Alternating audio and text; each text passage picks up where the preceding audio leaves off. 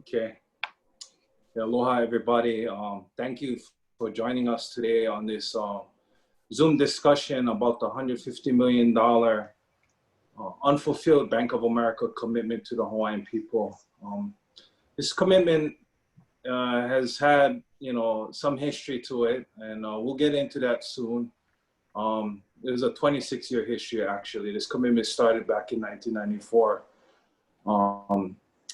Today on this discussion, we'll be joined by Ian Chan Hodges from Hawaii Fair Lending Coalition, who has been working with our organization, Napoe Kokua, from the very beginning when this commitment first started over 26 years ago.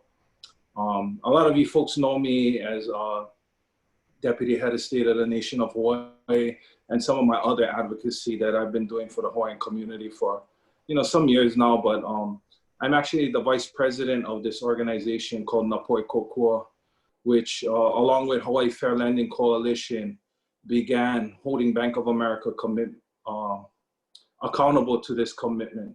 So Ian will be here talking with us. We'll also be joined by Uncle Pu'uhonua Bumpy Kanahele, the head of state of the nation of Hawaii.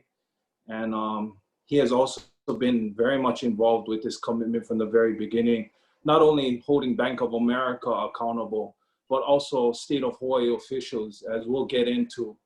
You'll hear some of the stories that Uncle has had in dealing with Bank of America from the state side as well. Because when you're dealing with somebody like Bank of America, it's not as simple as, you make a commitment, they follow through with it. They're one of the most powerful banks in the world right now, and we could see their influence on the state government as things were getting to be ramped up over the years. And so Uncle will, shed some light on some of those dealings that we had, especially in the Lingo administration. And then finally, we'll be joined by Bruce Jacobs, a foreclosure lawyer from City of Miami. He's been fighting Bank of America and all the big banks for a long time, some years now. He's even been successful in taking some of them to court and winning. And so he's dealing with a lot of the fraudulent foreclosure stuff in America's side, but also it has a big bearing and a big effect at what happens here in Hawaii with our situation with the commitment, as well as fraudulent foreclosures that are going on over here. And he'll touch on some of those issues as well. But I'd like to start with Ian Chan Hodges from Hawaii Fair Lending Coalition. Ian, maybe you want to introduce yourself and kind of give us a brief history of how this commitment started and the partnerships and all that, and you can take it away, Ian. Thank you. Oh, you're on mute, Ian. Oh, thanks. Now, can you hear me? Yeah. My name is Ian Chan Hodges. I was born in Oahu, but lived most of my life on Maui. I got involved with the Hawaii Fair Lending Coalition back in 1993 in Napoe Kokua. And that's when we got involved with Kapuna, Maui, and other islands, and Uncle Bumpy Kanahele in challenging this acquisition that Bank of America was doing. They wanted to acquire Liberty Bank in Honolulu. And so we got involved with that and did some research and discovered that Bank of America had a very poor record of lending onto Hawaiian homelands and also into Filipino communities. So we basically challenged the merger and ended up blocking it for quite a few months. That resulted in a hearing by the Office of Thrift Supervision in Honolulu. And after that hearing, the federal regulators actually asked Bank of America a lot of questions about what they were doing. And I want to start sharing a screen here just so I can go through some documents about this. So I don't know if everybody can see this screen. You can see them. Okay. So this first document here, you can see is Bank of America writing to the Federal Reserve, May 16, 1994. And they say, the beginning that I highlighted, this letter responds to questions presented to us during a conference call on Friday, May 13th. The questions are presented below, followed by a response. And then I'll jump to the relevant section, which is page 5. The question is, describe any special efforts in Hawaii to lend to Native Hawaiians and Filipinos, including product development, marketing, special staffing, et cetera. And you see the answer there at the bottom regarding Hawaiian homelands. Development of lots by DHHL will go hand in hand with Bank of America Hawaii's commitment of $150 million to the FHA 247 program. See attachment O. FHA 247 is the only open Native Hawaiian to Native Hawaiian beneficiaries of the Hawaiian Homelands Trust. This is the largest commitment made ever to the program in Hawaii. This was actually the original commitment that Bank of America made, and as you can see here, is actually made to the Federal Reserve, which makes it different than a lot of other commitments they make to the community. So after that happened, you can see this is dated May 16th. This is Federal Reserve Board orders at the end of May. These are orders actually approving issuing of the Bank Holding Company Act, approving Bank of America acquiring Liberty Bank. And if we go to down here, you'll see in the orders it actually said Bank of America FSB recently announced a comprehensive program to enhance service to Native Hawaiians and Filipino communities. The program includes a 4-year commitment to provide $150 million in residential mortgage loans for Native Hawaiians seeking housing on Department of Hawaiian Homelands. That's them making the commitment, and that's including the Federal Reserve order. And then I'll jump to the end of the order. It's actually kind of a long order. And you see down there at the bottom of the left-hand column, it said the board's approval is, and you go to the top of the right-hand column, specifically conditioned upon compliance with all the commitments made by Bank of America in connection with this application and with the conditions referred in this order. And a little bit further down there, also highlighted, for the purposes of this action, the commitments and conditions relied on reaching this decision shall be deemed to be conditions imposed in writing by the board, and as such may be enforced in proceedings under applicable law. That is actually Bank of America's commitment, and that is the Federal Reserve actually incorporating that commitment into their order approving the acquisition of Liberty Bank in Honolulu. And you can see the bottom there, by order of the Board of Governors, effective May 31st, 1994. So at that point, Bank of America's 4-year commitment to do $150 million in lending, the clock started then, and it was supposed to be completed by May 31st, 1998. And actually, I'll jump up ahead here, but also go to the history of this. This is an article from the Charlotte Observer that was published this year, July 30th, 2020. You'll see in this article, it talks about that Maui County is actually potentially going to sue Bank of America and claiming that the bank broke its vow to lend to Native Hawaiians. One of the reasons I'm showing this article is you can see the picture there. That's actually me on the far left. Antikeo Filamatu and Bank of America Nations Bank executives, including Kathy Besant, who's the woman in the tank top in the middle. And if you look at the date on the picture, it says August 12th, 1998. It's in the bottom right-hand corner. And the article, anybody who wants to read this article just can Google this headline. But the article basically talks about, this is 1998 when they were supposed to finish the 4-year $150 million lending commitment. You can see the beginning of it says, this is Kathy Besant heads out to Hawaii. She's the head of community development. She meets with Hawaiian Kapuna at the Aulani Palace and said the bank would continue to honor its commitment that it hadn't completed at that time. And again, they arrived in mid-August of 1998. And then I'll jump to what they were coming for was, and you can see here, this is a Federal Reserve press release a little bit later in August. They were coming because Bank of America and Nations Bank were actually going to merge, and Nations Bank was actually acquiring Bank of America. And this is a huge multi-billion-dollar merger.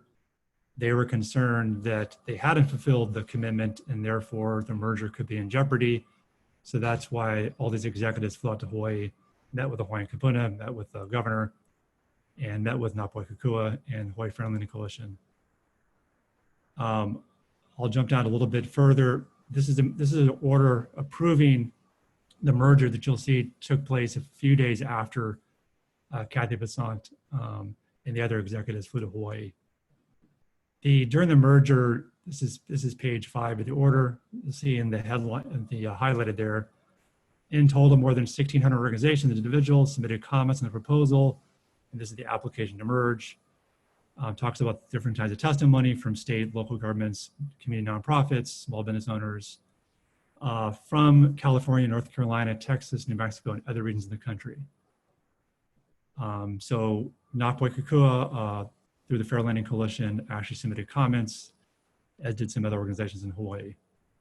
We'll jump ahead a little bit. In the order, on page 62, you'll see that it says, in connection with the proposal, Nations Bank announced $350 billion 10-year community reinvestment and lending plan.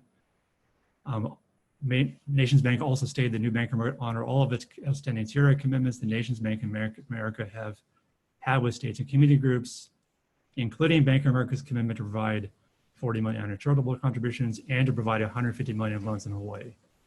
The interesting thing about that is, like I mentioned before and read, that there were 1,600 community groups nationwide that testified.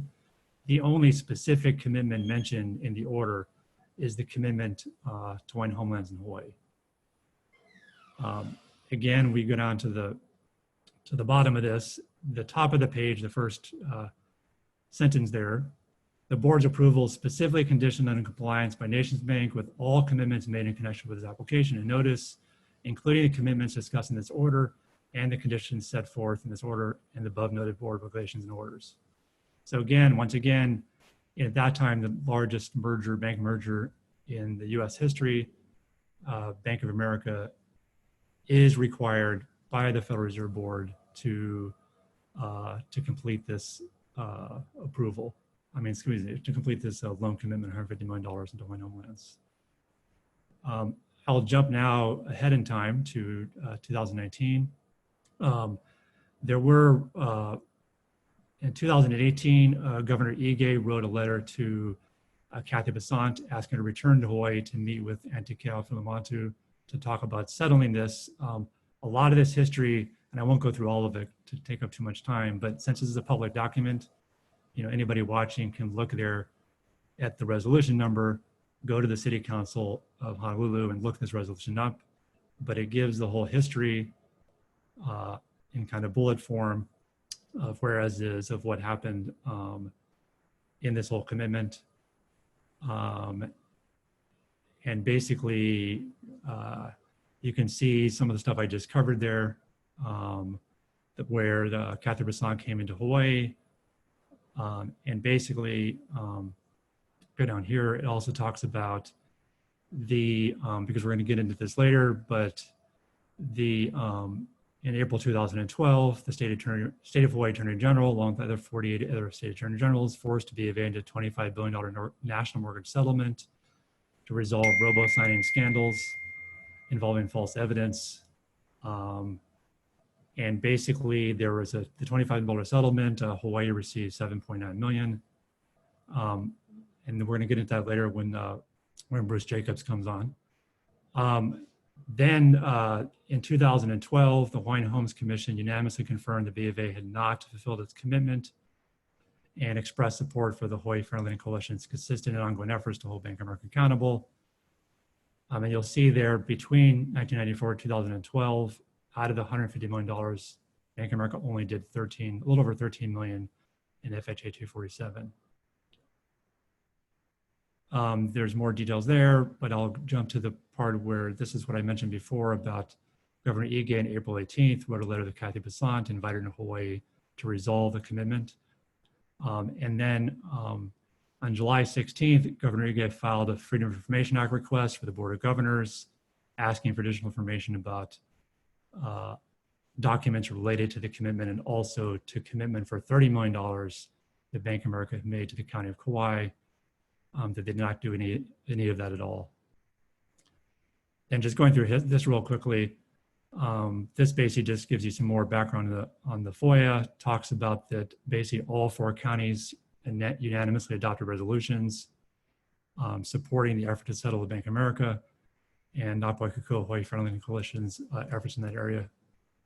And basically, we end up here with a resolution where City and County of Honolulu is also supporting this. And you can see that, again, they're urging Kathy Bassan to return to Hawaii. And the final thing there says, be it further resolved, in addition to providing the mortgages on Hawaiian homelands as ordered by the Federal Reserve Board, the AVA must address an estimated $360.6 million in lost opportunity costs for Native Hawaiians and Hawaiian homelands, and a $4.5 million late fee for failing to fulfill its required commitment. And that was also unanimously approved by the City and County of Honolulu, as the other counties did as well. And that's my basic overview, Brandon, for now, just of the history, if you want to start going to kind of where we are right now. Yeah, right on, Ian. Thank you for that overview. So yeah, you know, this history has kind of been, you know, a long history. And, you know, kind of bring it back to the present time, we currently have some action taking place right now in Maui County, where the Maui County Council has actually approved and voted for hiring of special counsel to actually go after Bank of America for its lost cost opportunity, because not only did the Hawaiian people lose, you know, funding and lose all these benefits that we could have had, but Maui County also lost, you know, certain funding, because you would have had all these people in homes that would have had to pay property taxes, that would have had to pay, you know, all these things. And so Maui County themselves have actually hired special counsel, and they are actually suing Bank of America. And just to kind of give you guys some background on like what's been happening lately, the day that Maui County actually passed that resolution to hire the special counsel and to put money aside to do that, Bank of America actually turned around and sued Maui County for actually, you know, they didn't even hire the special counsel yet. They just abruptly tried to, you know, catch them before anything happened, and they asked to, you know, charges to be dismissed and, you know, all kinds of weird stuff. But you eventually hear some more, you know, stories about how Bank of America has actually been working and behind the scenes with some of our government officials to actually preempt this action. And you know, and their biggest case right now going against Maui County is that this was not a commitment. And so, you know, having Ian do this overview and showing you guys all the documents that he presented, it in fact was a commitment. And so this is Maui County's whole case. And what they're kind of basing a lot of this case on is that in 2007, during the Linda Lingo administration, there was some dealings that went on, and you know, basically Micah Kane, Ben Henderson let Bank of America off the hook of the commitment. And they had no authority, by the way, to do this, because first of all, it wasn't a commitment to DHHL, it was a commitment to our people. And secondly, even if they had, you know, the authority over this commitment, Micah Kane or Ben Henderson never went back to the Homestead Commission and actually asked for permission to do this. But, you know, I'm gonna invite Uncle Bumpy Kanahele to kind of speak on some of his dealings during that time, because this is really important for people to understand that the commitment get all kind of players involved now, and you know, it went through this weird history, but it was because of some backdoor dealings that was going on during the Lingo administration. So Uncle Bumpy, if you like to share some of your thoughts on these things, and because you had direct history to what was going on back then. Uncle. Thanks, Brent. Aloha. Um, yeah, it's been a long time with this Bank of America unfulfilled commitment, and then the overview on the very beginning. You know, in when the commitment was not fulfilled in a timely fashion, which was 1998. I'm going to start from there because we actually had Hawaiian Homes working with us.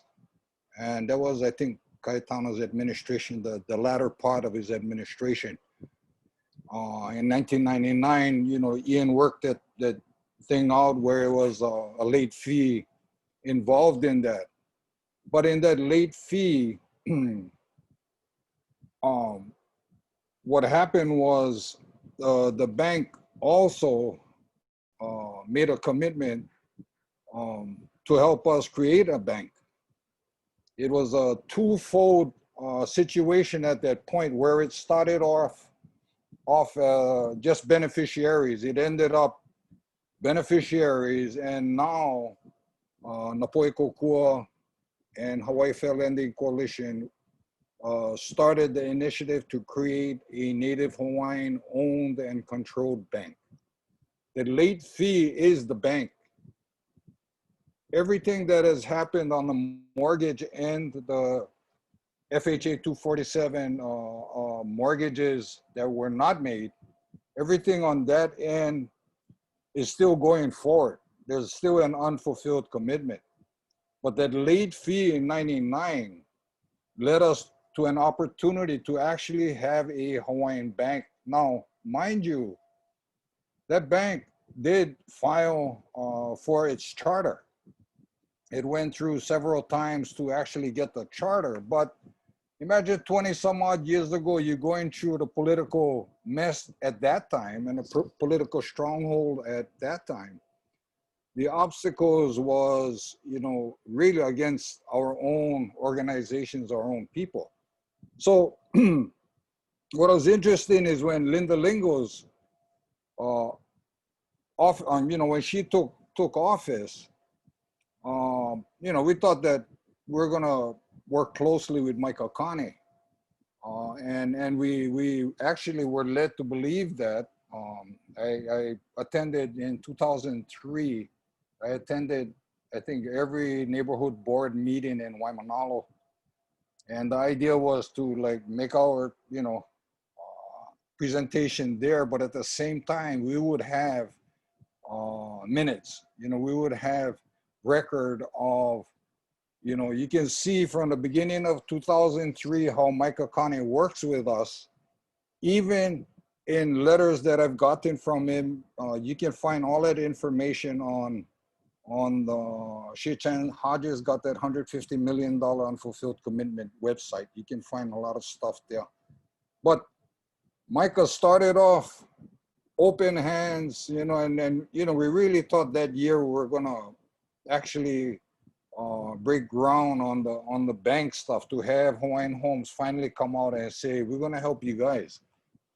Now, what happened at that time is Micah started to actually negotiate things behind the scenes without us knowing with Bank of America.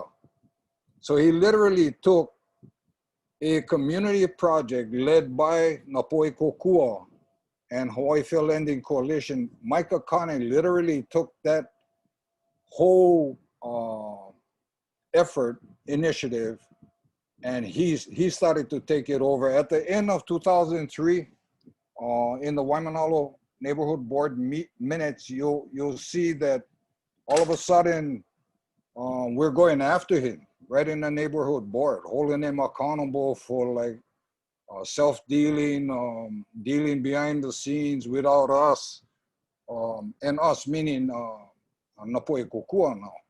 Cannot forget that organization started it all. It started on Maui, it started with the kupuna. And that is where we are today.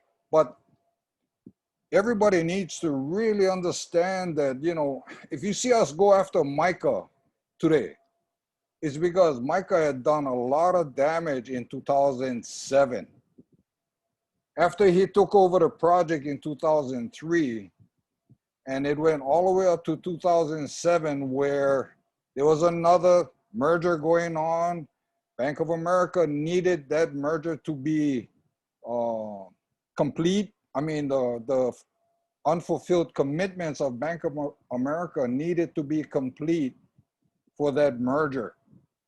And that's when Micah stepped in and basically wrote it off. Micah had no authority to sign off $150 million like on a page and a half. With you know, I mean, I keep better records than that, and I don't keep good records, but I keep better records than what he and Ben Henderson submitted to Bank of America.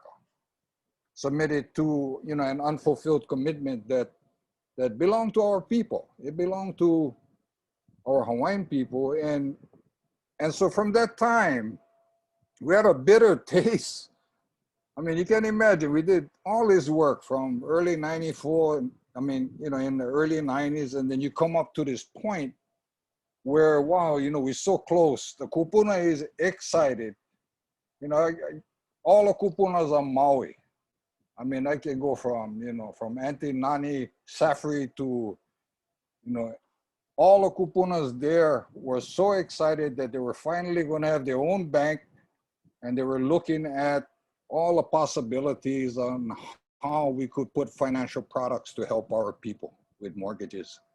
And that is a sticky point, because that is the only letter, Michael letting them off the hook, that Bank of America is standing on. 2012, like Ian showed you on a resolution, Alapaki Halea came in as chairman, looked over the stuff and said they did not fulfill that commitment, 2012. Then we get from 2012 to 2018, then Governor Ige jumps in. Now there's a lot of work and a lot of time and effort by Ian, by Bruce, by all of us, trying to work with what we can work with in this government and with the bank, but to no avail. And I think at this point, coming to the present time, this is why we're doing Zoom network. We're gonna do more of this. We want to. We want people to know, because now we need your help. We need our people to step forward and say, that's not right. You mean to say I can be part of this whole thing? No, you don't have to ask the question. You are part of this unfulfilled commitment from, you know, 20 some odd years ago. So that's what this whole thing is about. When you see us stalled in city council, or stalled because of some lawsuit that, you know, Bank of America has no idea what they're doing. They have no records. They have no records. The only record they got is Michael Connie's, well, Ben Henderson's written letter in 2007, letting them off the hook.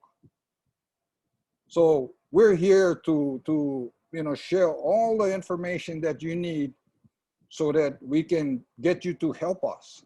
You know, we got more things that we're doing to like promote this part of it, but now we need the community's help.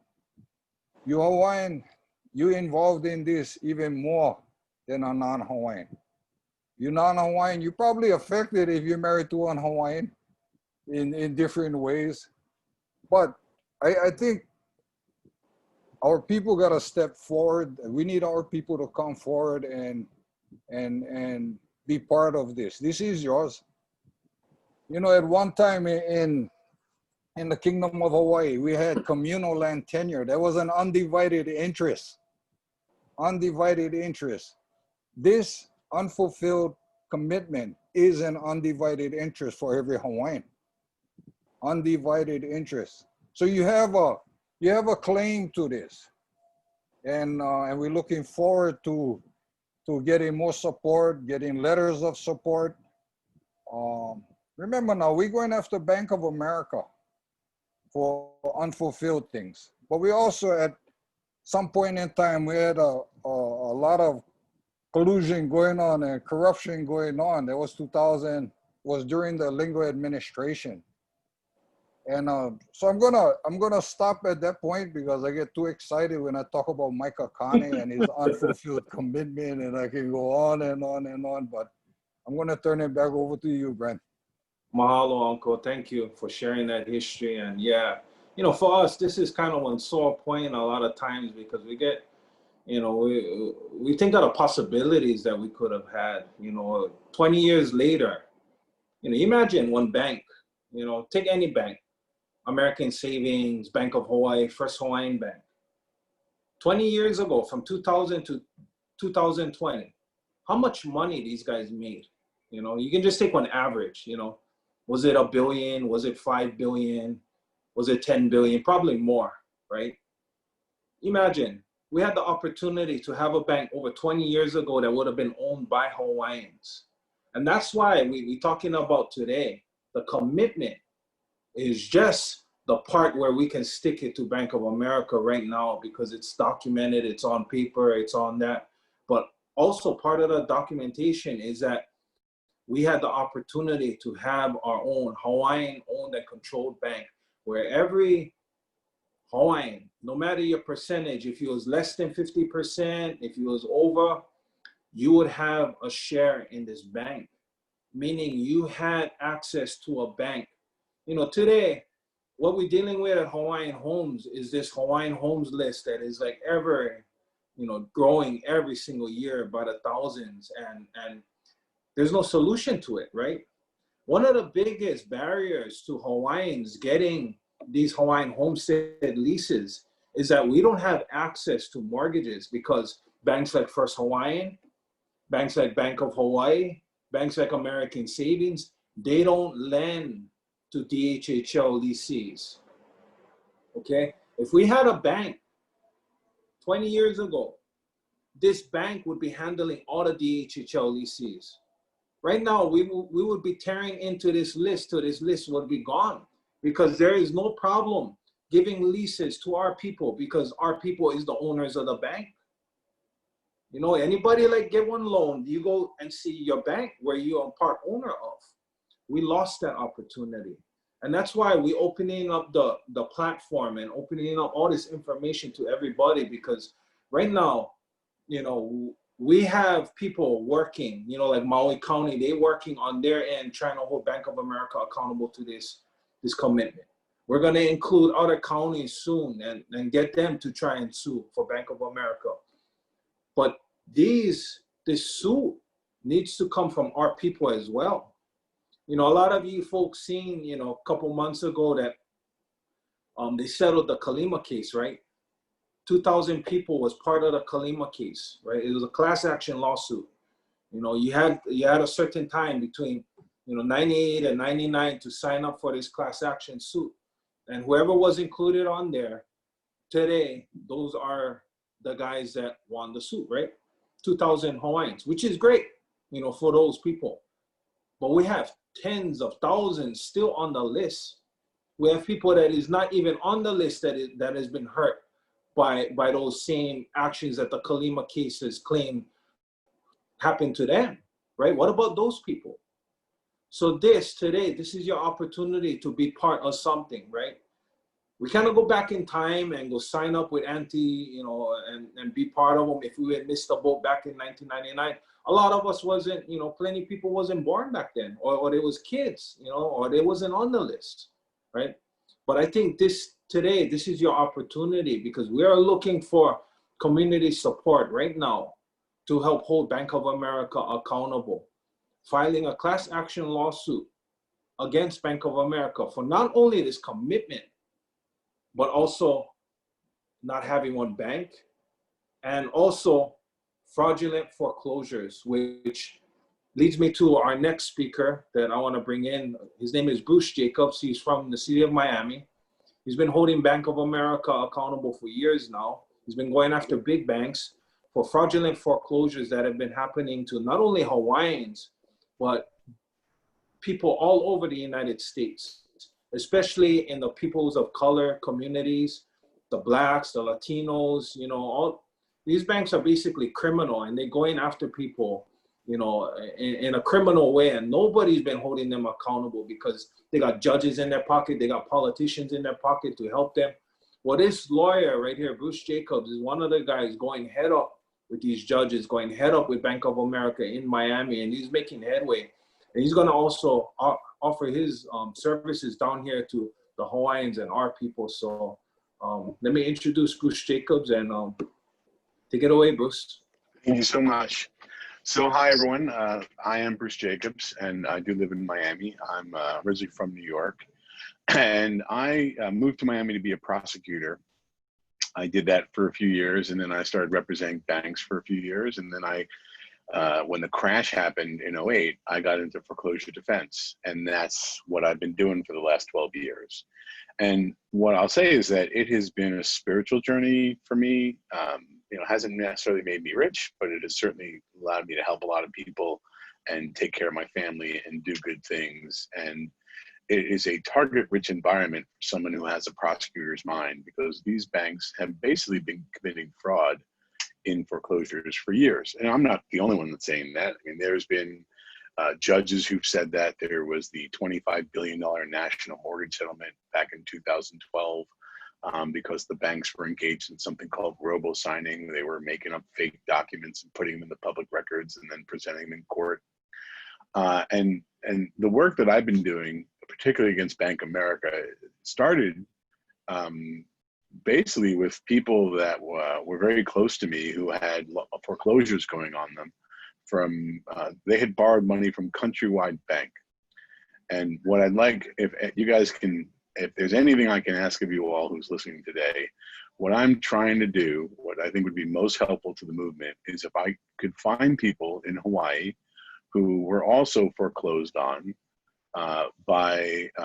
on loans that they had taken out that at one point were with Countrywide Bank or with Washington Mutual. Those are the two banks that I'm looking at. Washington Mutual became JP Morgan Chase, and Countrywide Bank became Bank of America. And basically what I have been able to do with the good judges that we have here in Miami is I smelled the rat early on. I said that there's some problems with the evidence that I'm seeing. Right after the robo-signing scandal settled with that $25 billion settlement, I started to see these promissory notes, and they were being presented as evidence in the court, and they had these rubber stamps on them that were called endorsements. It's kind of like when you sign the back of a check, you put your signature there, that it means that someone picks it up, they can cash it. So that's what they were doing. There were these rubber stamped Countrywide endorsements, and there were rubber stamped Washington Mutual endorsements. And what I know now is that Bank of America was forging the Countrywide endorsements, and JP Morgan Chase was forging the Washington Mutual endorsements. And they did that in Florida and in Hawaii and all across the country.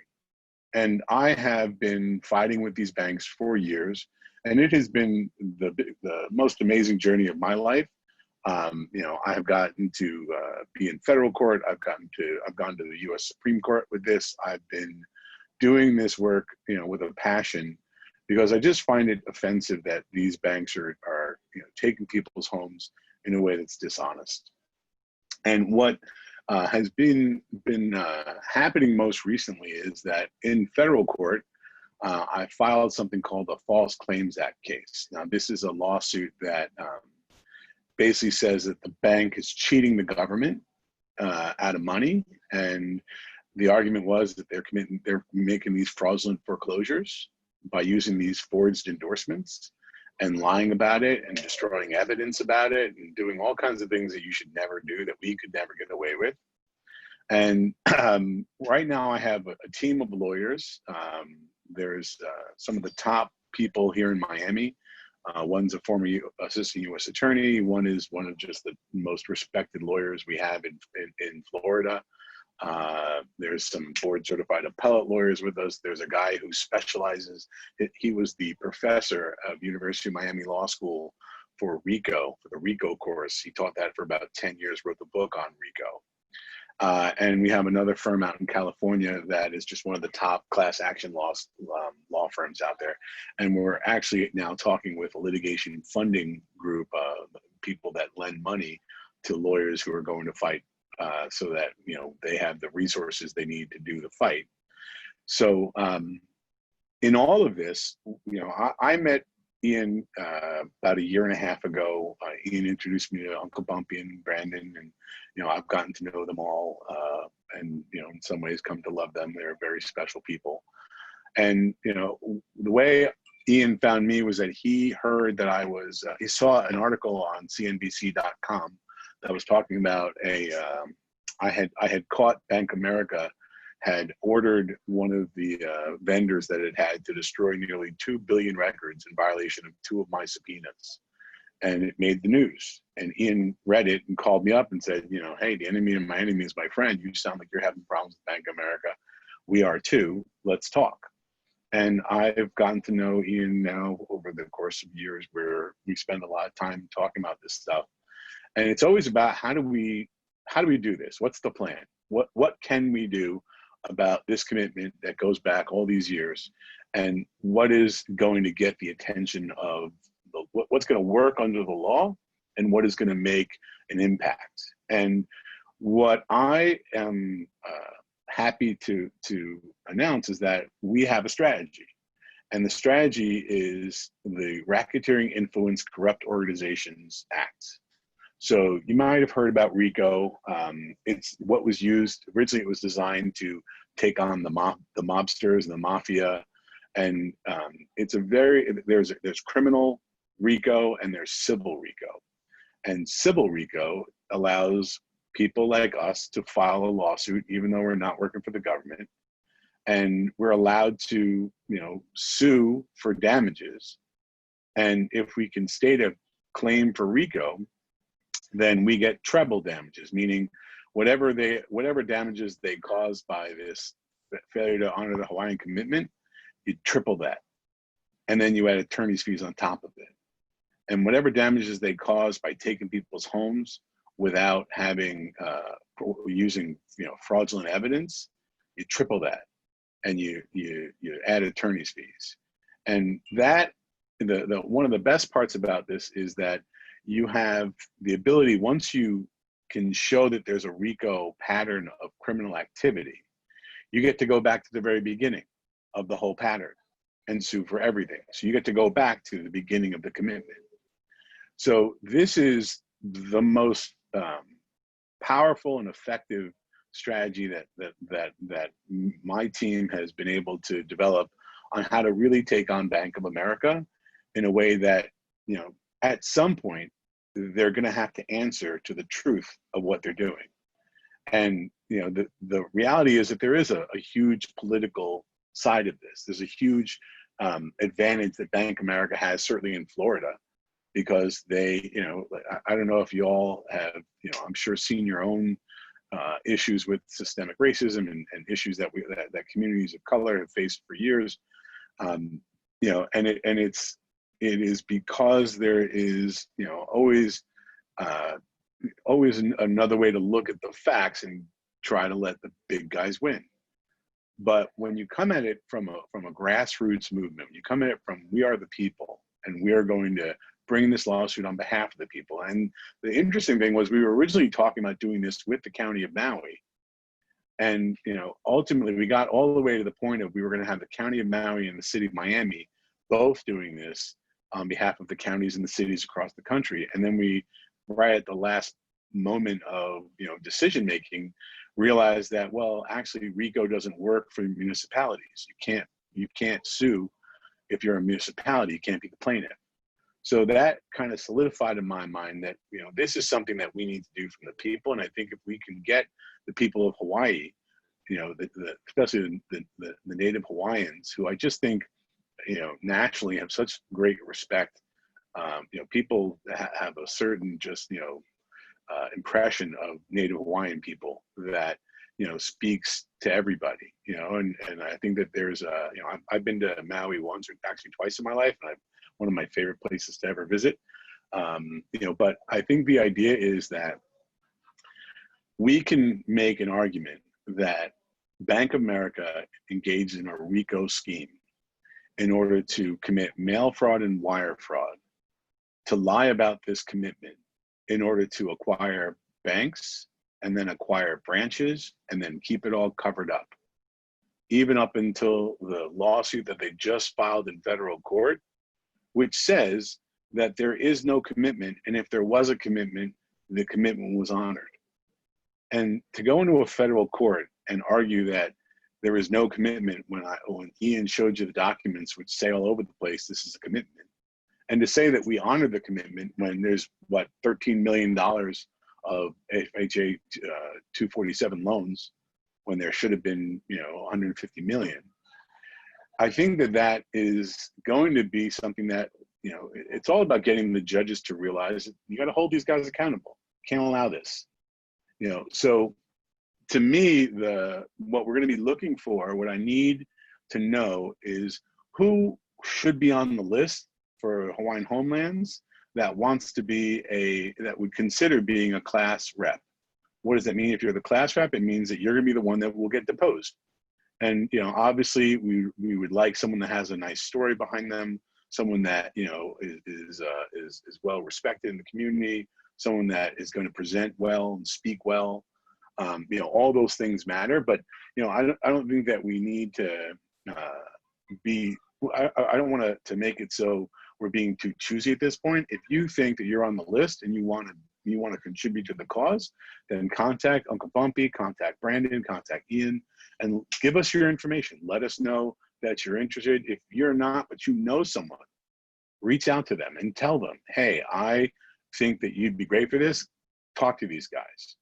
Because once this starts, you know, we're going to be going, and the idea is to make it about the Native Hawaiian people, not just fighting for themselves, because the Hawaiian commitment is going to be just for you guys. That is, and frankly, the RICO work that we're going to do is going to be the same, whether we do it for the foreclosure fraud or for the Hawaiian commitment. It'll be a little different, but the actual, like, you know, heavy lifting has already been done. Just the ability to know what the facts are and how they apply to the law are important.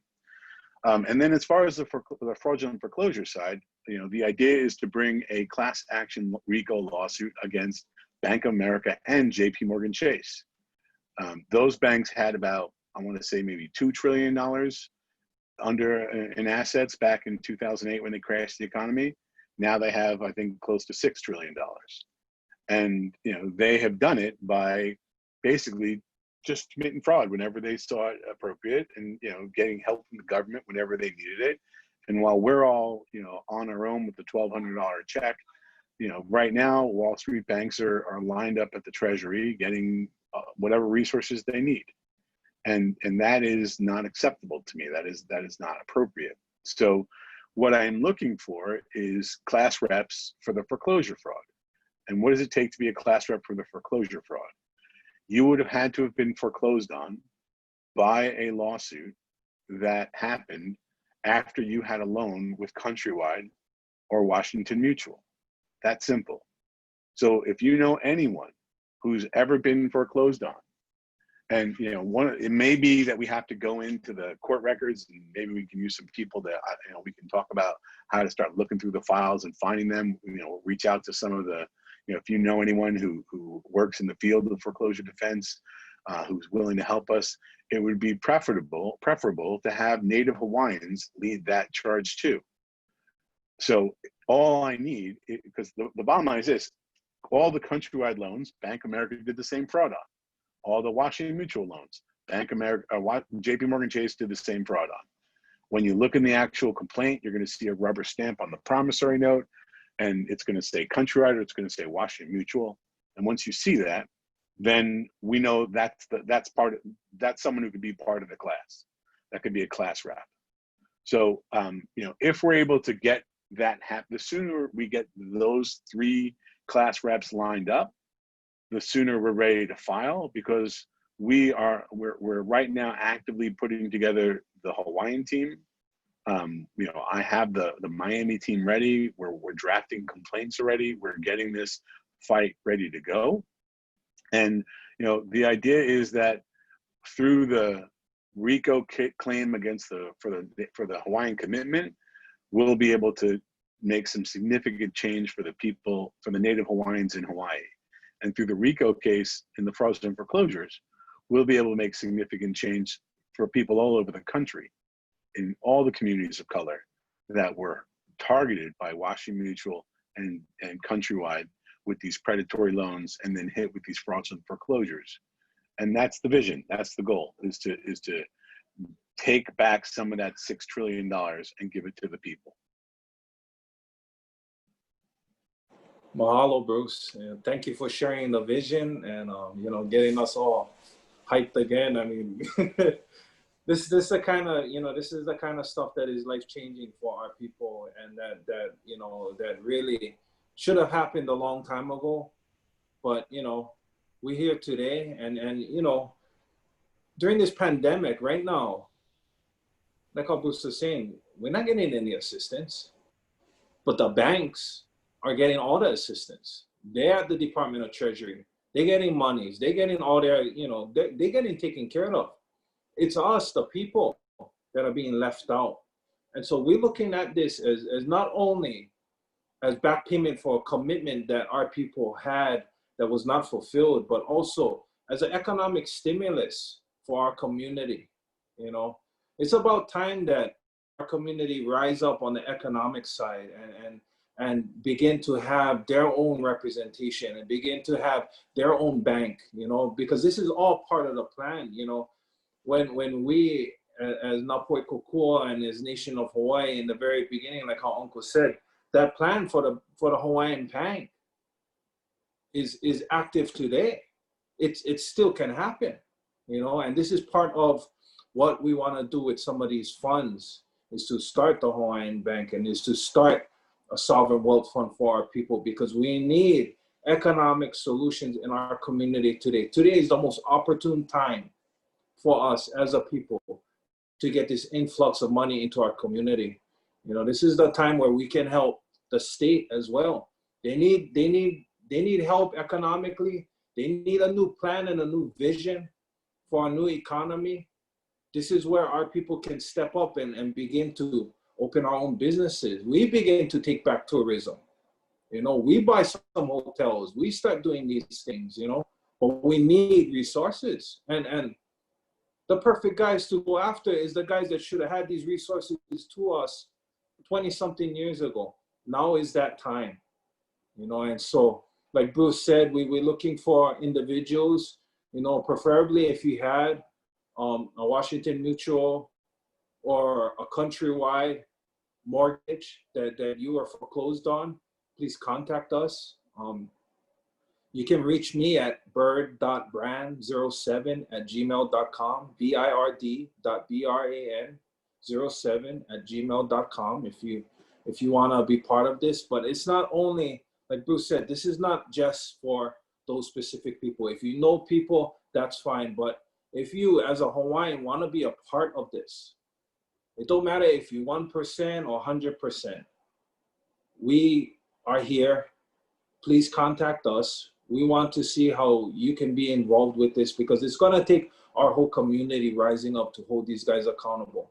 One of the reasons why Bank of America don't think that they owe us any money is, first off, you know, Micah wrote that letter that Ben Henderson signed, and so that's their whole case. But also, they think it's just me and Uncle Bumpy and Ian and a couple guys here in Hawaii that know about this, that is holding them accountable. So they just keep ignoring us for between 2012 to 2020. That's what we were getting from them. Even though DHHL said that this commitment is here and it has not been fulfilled. And that is DHHL's official stance today.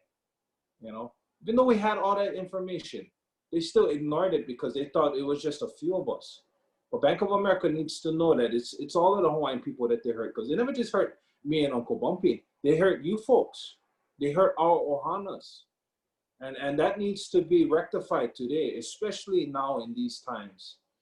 And, you know, Ian, you think you want to open it up for any questions and stuff? And then I'll leave my email in the chat to kind of get everybody to, contact me. But I'll give it to you guys again. It's bird bird.bran07@gmail.com. If you guys want to contact me, please contact me and see how you guys can get involved. And then mahalo, Brandon. And I actually put Brandon's email in the chat too, so you guys can look inside there. And if anybody has any questions, if you just unmute yourself and ask a question if you have one.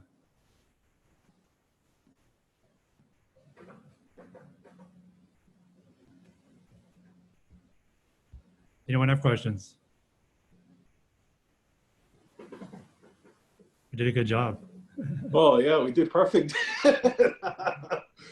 No, but just want to thank everybody for joining us and being a part of this discussion. It's an important discussion. Oh, Grandma Nona, you had a question? Okay, go ahead. Yeah.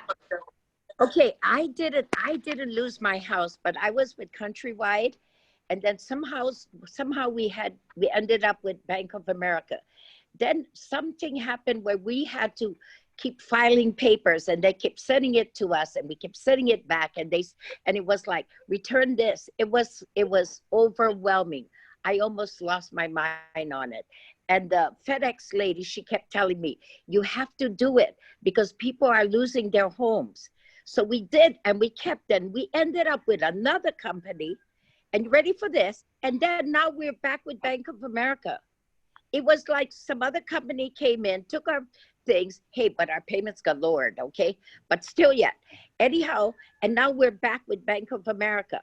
It's so weird because now with the pandemic, I was paying more than my mortgage is, and now I saw that they lowered mine to the regular amount that's due. And but just the whole emotional thing of that paperwork was just, now I can't even talk about it. It was too much. So I just went on this because I just wanted to help our people. But we didn't lose our house because we kept making, one of the things was when this other company took over, they said, hey, we'll lower your payments. Just pay us half of the mortgage. So we went with that other company. I have papers all over here. Anyhow, it said, we'll pay half of that mortgage. So we were only paying half. So now we're not paying Bank of America, right? Then we get, our credit sucks. Our credit went boom to nothing. And was not like our fault, but that other company told us, just pay. And then we finally get going with them, and then we ended up back with Bank of America. I don't have the brains or to do all this. It was emotional, and I gave up. That was it. But I didn't lose my house, but I didn't know I would be even talking on this. I just came on because I was just interested in the story. But when you said the First Bank and Countrywide and Bank of America, I went, wow, that's us. And there are people here that lost their homes because, the paperwork was, okay, I hate paperwork, okay? But the paperwork was too much. I mean, FedEx, we became such good friends, She says, another envelope, we filled it out, went back, they sent us. I talked even to the women from the people, I even know their names. And I was telling them, I don't understand what you're doing because we just kept, it was like we're losing our house, but we weren't because I knew I could make the payment.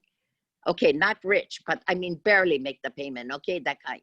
Yeah, but it was, yeah, I didn't know this would apply to a lot of people here that wasn't, I'm not with Hawaiian Homes, I'm just regular because I only got 0.25%, okay? But there's gotta be other people here that went through what we did. But the FedEx lady said, she said, they're losing their homes, just keep up with the paperwork. And that's why we kept up. That was it. What you're describing, Grandma Nona, is something that happened to millions and millions of people all over the country. Matter of fact, tomorrow morning I have a hearing. Well, for you it's 7:30 in the morning. For me, it's 1:30 in the afternoon. It's my Justice for Susan hearing. So Susan Richardson was a woman who was 73 years old when I met her. She had been fighting Bank of America on her own.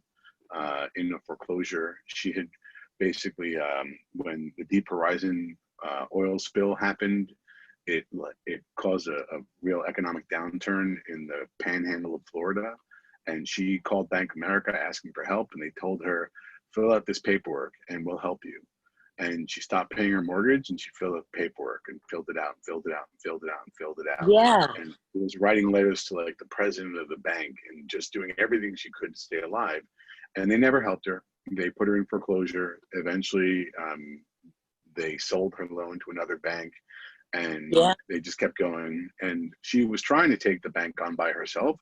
And when I met her, she was basically in stage 4 cancer. She'd spent the last 7 years of her life fighting Bank of America and stage 4 cancer. And I talked to her. She found me on Facebook, and I, befriended her. And I told her that I was going to carry on her fight for her. If she's not willing to let me take it from her, then, she'll do whatever she wants. And when she's done, I'm here for her. So after she lost her effort to try to do it her way, she gave me the case, and I told her that I'd be more than happy to go from there. And then she died, and her brother has now stepped in, and we are looking for justice for Susan. So she died about a year ago, and Bank of America has now spent the last year throwing every procedural hurdle they could throw at us. But finally, tomorrow morning, we have a hearing. Well, for you, it's 7:30 a.m. I just put the Zoom information up on the hearing that's going to be the Justice for Susan hearing. And this is where there's a brand new judge who was the chief judge of the Second Circuit for all the courthouses in the Second Circuit of Florida, in the north section of Florida. And he is going to hear for the first time what I have going on. And it's all the fraud. I've set it up so that we're done with all the other procedural stuff. There's some minor procedural hurdle left to get over, which will be dealt with tomorrow too. But, it may be that this judge is going to tell me, shut up, sit down, I don't care, have a good day. That's happened plenty of times over the course of this. But it may be that he's going to do the right thing. And that's what we're hoping for, is that he'll start that process. And starting that process will help this process, because it's all about getting someone to call it out and to say, this isn't allowed, it's illegal, it's improper, and all the stress that you felt, I'm just thankful you kept your home and that you didn't die fighting for it, like Susan did. But, you're right. There's lots and lots of people in Hawaii that were affected by both of these schemes, by Countrywide and by Washington Mutual. So if you know anyone, please reach out and, start putting it out there as everywhere you can. Facebook, Twitter, Instagram, whatever you guys can do to safely communicate with each other. Get us names of people who would be willing to be class reps, and we are going to go and try to make a miracle happen. And that's what this has always been about. It's about making a miracle happen. Thank you. I'm going to pray for you, Guy.